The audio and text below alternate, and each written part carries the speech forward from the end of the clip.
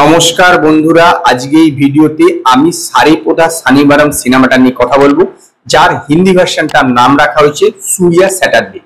তো একটি সাধারণ গল্পকে মাত্র হিরো এবং ভিলেনের টাসেলকে এই গল্পটাকে একটি অসাধারণ পর্যায়ে নিয়ে যাওয়ার জন্য যেভাবে ডাইরেক্টর রাইটার একটি দিনের ব্যবহার করেছে সেটি এই সিনেমাটা না দেখলে বুঝতে পারবে না। খুবই সাধারণ গল্পকে একটি অসাধারণ টাচ কিভাবে দেওয়া যেতে পারে।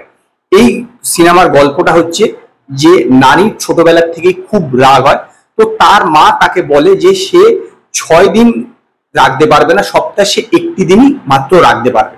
এবং একটি ঘটনার পরিপ্রেক্ষিতে সে এটা বুঝতে পারে যে সে একমাত্র শনিবার দিনই রাখতে পারে।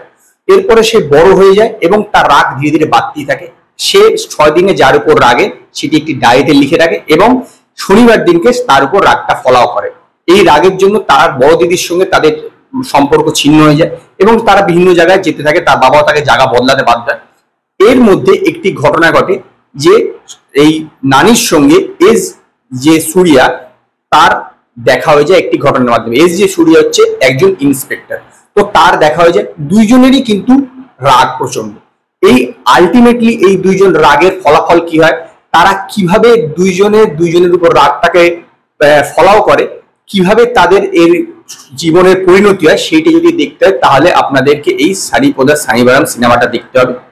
এই সিনেমাটা যেটা আমি বললাম না যে এর গল্পটা কিন্তু যে বিশাল মারাত্মক কিছু এরকম নয়, কিন্তু এর মধ্যে শনিবারটাকে নিয়ে এসে যেভাবে একটা টুইস্ট রেখেছে ডাইরেক্টর, সেইটি হচ্ছে এইটা দেখবার মতো।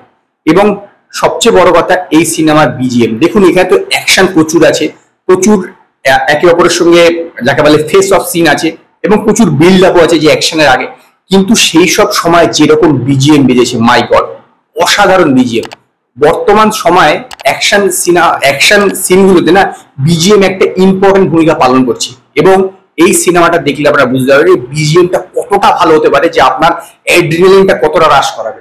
এখানে যেই সব সিনগুলো আছে, যেরকম ধরুন নানির এন্ট্রি সিন, তারপর এস জে সূর্যার যখন এন্ট্রি সিন, সেই সব সিনগুলোতে যেভাবে বিজিএম বাজিয়েছে, নো ডাউট এক কথা অসাধারণ। এবং নানি এস জে সূর্যা দুইজনেই খুব দুর্দান্ত অভিনয় করেছে। নানির অভিনয় দেখলে বোঝা যায় তাকে একটা ন্যাচারাল স্টার বলা।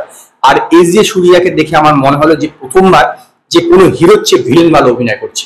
এখানে হিরোইন হচ্ছে প্রিয়াঙ্কা মোহন, তো সেও ভালো অভিনয় করেছে। ওভারঅল সিনেমাটা বেশ ওয়াচেবল। একটি সাধারণ জিনিসকে বেশ অসাধারণ ভাবে এখানে স্ক্রিন প্লের মাধ্যমে দেখানো হয়েছে এবং সেই জন্য এটা ওয়াচেবল মুভি হয়েছে। তবে হ্যাঁ, এর একটু খারাপ দিকও আছে, সেটা হচ্ছে এই সিনেমার লেন্থ।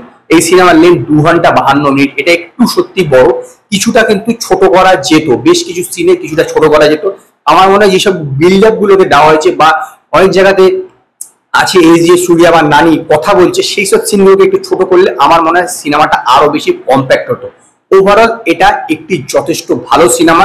নর্মাল একটি গল্পকে কিভাবে স্ক্রিন প্লের সাহায্যে একটি দিন দেওয়ার মাধ্যমে একটি অসাধারণ লেভেলে নিয়ে যাওয়া যায়, সেটি এই সিনেমাটা দেখলে বুঝতে পারবেন। যথেষ্ট এনজয় করেছি আমি আশা করব আপনারা যদি এই সিনেমাটা দেখেন তাহলে আপনারাও আমার মতনই এনজয় করবেন।